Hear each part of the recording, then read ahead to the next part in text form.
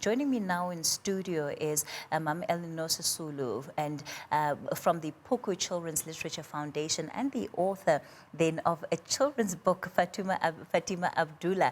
I know that you're a children's books author, but of course, part of the work that you do ties very nicely into the conversation that we're having tonight. It's that time of the year where we talk about Women's Month in the country. I wonder, Mam Elinor, you've been through many Augusts.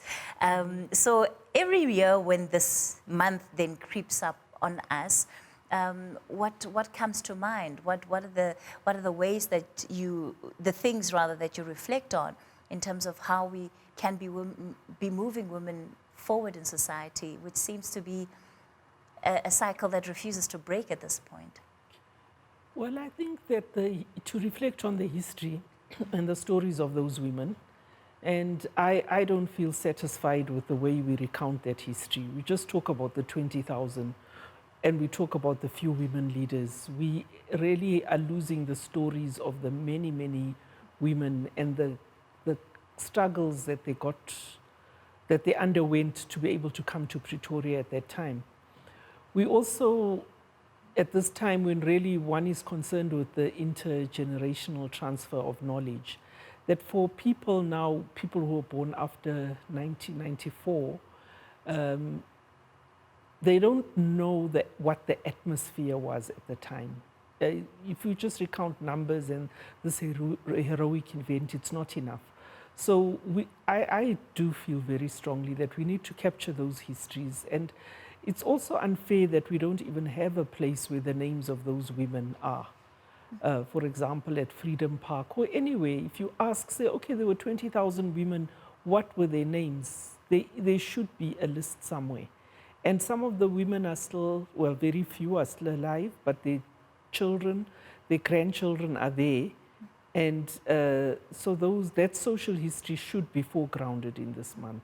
And of course, you know, the issue that you're raising about these histories not being captured speaks to invisibility of women in history books, you know, because many of these books, and she's right in pointing out that the Women's March is always it's almost like the first time there's this appearance of women and they do something incredible and then they slide back into the margins and the periphery then of the society that we're in.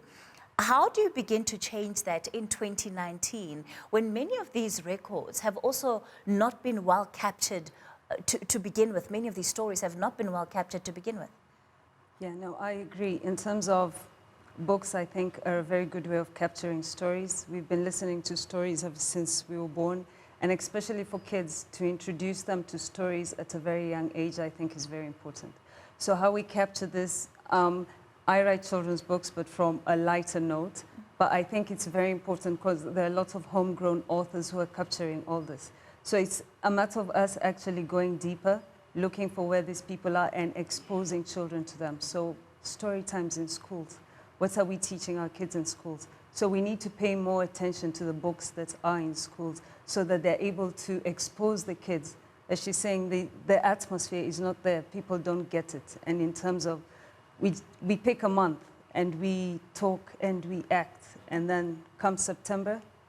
And in the case where there's also loss of memory, because individuals like yourselves would have that knowledge almost first hand or second hand. But how do you begin then to make sure that that memory is kept somewhere? So how do we download the hard drives of some of the important issues that people and individuals like yourself would have? Yes, there's been a lot of work, and we've got a lot of good archivists and historians in this country, and we have institutions that are set up, but I think we just haven't put enough investment into them. And if you speak to archivists, archives are struggling, and it's important actually to invest more. When I look at what other countries do, I was on a trip to Vietnam a couple of years ago. The amount of investment they've put into memory and preservation of their history. And for young people, I think it's also being able to present that history in different forms. We have a generation which is very visually conscious. The literacy has to have a strong element of the visual to make it more accessible. So people don't read big fat books so much anymore. So we have to present these things in different ways, and it requires some kind of investment. It requires seriousness about the issue. It also requires planning well ahead of time. And I think foundations like Ahmed Kathrada Foundation help a lot because they really dedicate themselves to preserving a lot of that history, to making sure the photographs are there, the publications are there. You know, we have a very frightening situation where many of South Africa's historic photographs are appearing on sites elsewhere in the world.